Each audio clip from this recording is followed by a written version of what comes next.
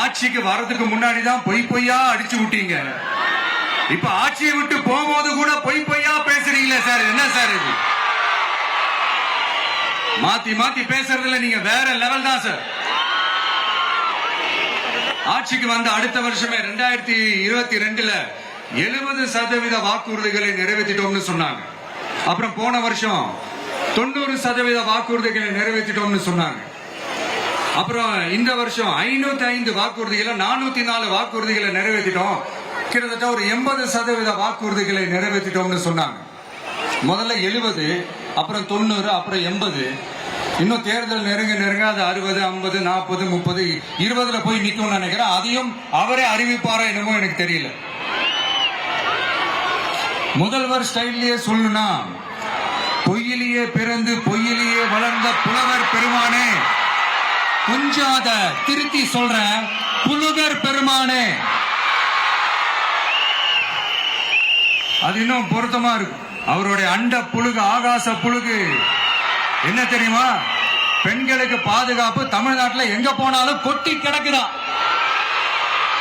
அப்படி அது உண்மைனா அண்ணா யூனிவர்சிட்டி அந்த பொண்ணுக்கு ஏன் சார் அப்படி ஒரு கொடுமை நடந்துச்சு? கோவை கல்லூரி பெண்ணுக்கு ஏன் சார் அப்படி ஒரு கொடுமை நடந்துச்சு?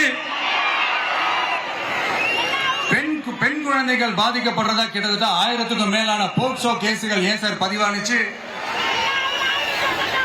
போதைப் பொருள் கலாச்சாரம் கண்ட்ரோலே இல்லாம அது பாட்டுக்கு தாறுமாற எங்கேயோ போய்கிட்டு இருக்கு. வயலன்ஸ் எல்லாம் தலைவிரிச்சு ஆடுது. அதுக்கு ஒரு ரீசெண்ட் எக்ஸாம்பிள், அந்த ரயில்வே ஸ்டேஷன்ல அந்த சிறுவர்கள் எல்லாரும் சேர்ந்து செஞ்ச அந்த சம்பவம். சட்டம் ஒழுங்கு சரியா இருந்தா ஏன் சார் இப்படி எல்லாம் நடக்குது? சட்டம் ஒழுங்கு சரியா இருக்கணும்னா முதல்ல தமிழ்நாட்டுக்கு ஒரு டிஜிபி வேணும் சார். எங்க சார் போனார் அவரு? எங்க அவரு? சும்மா இந்த ஆக்டிங் ஆபீசரை வச்சுக்கிட்டு அரசாங்கத்தை நடத்துனீங்கன்னா இப்படிதான் சட்டம் ஒழுங்கு சந்தி சிரிக்கும். முதல்ல தமிழ்நாட்டுக்கு ஒரு டிஜிபியை போடுங்க சார். அதுக்கப்புறமா சட்டம் ஒழுங்கு சரியாகுதான்னு பார்ப்போம். சரிப்பா, கேள்வியா கேட்கறிய, நீ வந்தா என்ன செய்வ அதானே கேட்கறீங்க. கரெக்ட், கேட்கணும்.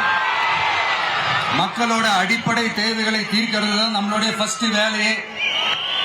அதை தீர்க்கிறதுக்கான அந்த தேடி போறது, அதோட சொல்யூஷனை தேடி போறதுதான் நம்மளுடைய ஃபர்ஸ்ட் அஜெண்டாவே. கொஞ்சம் வெயிட் பண்ணுங்க, தேர்தல் அறிக்கை ரெடி ஆயிட்டு இருக்கு. தெளிவான ஒரு தேர்தல் அறிக்கையாவது வரும். என்ன நம்புற உங்களை நான் டிசப்பாயிண்ட் பண்ணவே மாட்டேன்.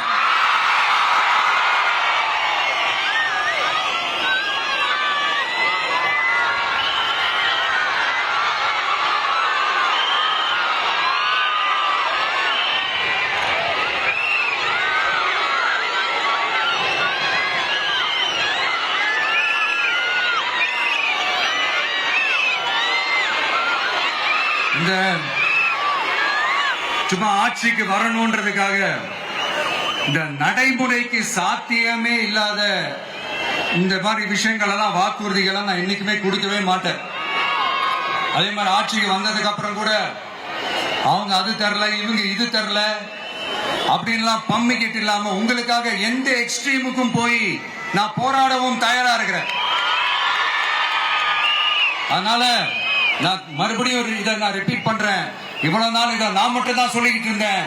இப்ப களமே சொல்லுது, 2 பேருக்கு நடுவுல தான் போட்டியே.